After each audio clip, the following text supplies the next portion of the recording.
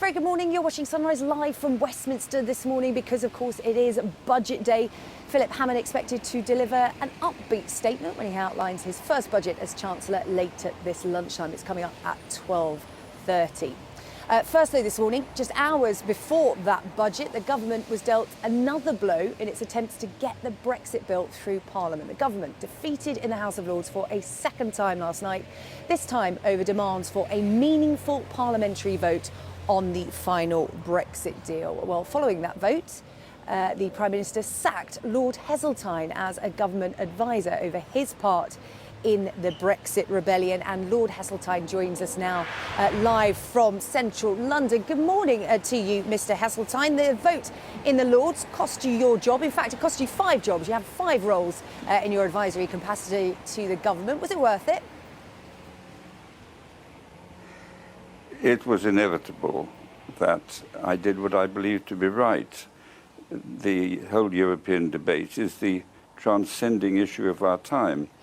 And you've got to realise that I have walked through the lobbies with one Conservative Prime Minister after another, arguing that Britain's interests in Europe are inextricably linked, our self-interests, that's it. And so I'm not going to change my mind now. And the issue, very simply, in the House of Lords was about Parliament, about the sovereignty of Parliament. Every single national parliament in the other 27 countries of the Union are going to get a vote on the deal. I think that it's important, particularly because of the very considerable uncertainties, that we set out now that the British Parliament, the custodian of our sovereignty, has an effective role to play in a final deal. That's what we were talking about and voting for. And I believe that was the right thing to do. There just comes a time in life when party politics is secondary to your own deeply held convictions about the national interest. Well, the Brexit Secretary David Davis had said that the Lords is trying to frustrate the process rather than help it. The likelihood is that this amendment will go back to the Commons next week and be overturned. MPs have been promised that they will be part of the conversation in these EU negotiations, but the Prime Minister doesn't want to have to keep coming back to the Commons every time she tries to strike part of the deal. If they can understand that, why can't the House of Lords? This is about getting the process done quickly and efficiently. Well, you see, it's not as simple as that, is it? Why, if all these other national parliaments can be involved, should ours not be? And the Prime Minister has already herself said that Parliament will be involved. So we merely say, well, put it on the statute book. And then everybody is quite clear what the position will be. I find it extraordinary that our Parliament should be treated in a subordinate way to the other 27 parliaments of Europe. Is this not weakening the Prime Minister's position? Because she has essentially said to the EU, I'm going to offer you a take it or leave it deal. If she comes back to Parliament to have a meaningful conversation about it, she's not going to go back and say, actually, Parliament don't like it, so we need to negotiate again, because the EU will then try and give the UK an even worse deal. Well, you see, I take a totally different view. The Europeans know of Britain's view about Europe. We've always been on the sceptic side. That's why de Gaulle vetoed us originally, because he didn't think we were psychologically up for the journey.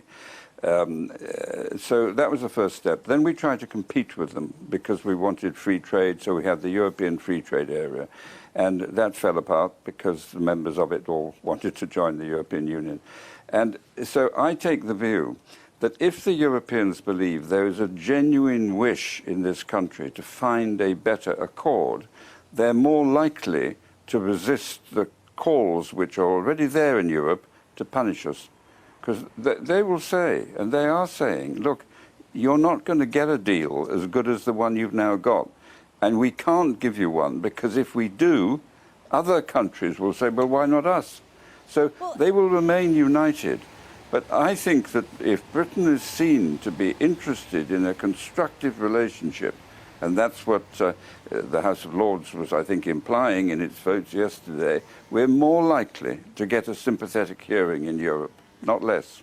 Talking about a constructive relationship, have you met with the Prime Minister, Theresa May, about Brexit as a senior government advisor? Have you been in front of her to talk about this? I haven't. I don't think I've ever met Theresa May. We may have been in the same sort of collegiate circumstance years and years ago, but I've certainly not met her over recent years. So, as a senior government advisor, why you've should never I? I mean, actually. Well, I'm just asking you, in a role as senior government advisor in not just one job but 5 advising the government, you've never actually met the Prime Minister. Yes, but I think you. No, but I think you have to recognise that I'm really a sort of leftover from David and George. They were the ones who brought me back in, and it was under them that most of this work, although it's fair to say that it has spread under Theresa May. I was meant to be in Swansea today helping the Secretary of State for Wales, and I've been looking at the industrial strategy, which Theresa May has announced, and which I very strongly support. Sorry to interrupt you. I'm just trying to understand this, because obviously as a senior government advisor, you would assume that you would have met the Prime Minister, and as somebody who would be known to be leading the rebellion in the House of Lords against the Brexit bill, you think that you might have sat down across a table from each other and talked about your differences? Well, I don't in any way criticise her for this. She's got a man-sized job to do, and she's very busy. I've been working very constructively with 3 different Secretaries of State in the sort of the twilight world of politics, doing the job that I know how to do best. She's got a man-sized job, but it's a woman-sized job now. But I'm just trying to get to the bottom of how you can have a vote in the House of Lords. I realised, as I said it, I knew you wouldn't be able to resist that. Well, it is International Women's Day, Lord Heseltine. I know you're perfectly right. I find myself chastised by you, and you're quite right. In the friendliest possible way. But in the friendliest possible way. But the fact is that I told the Chief Whip in the Lords last week what I was going to do, and I set it out in pretty clear language in a Sunday newspaper. So nobody would have been surprised that given the views I hold, and the Prime Ministers for whom I've worked, that I believe British self-interest is the prime overriding responsibility of individual members of Parliament. And therefore, that's why I so voted.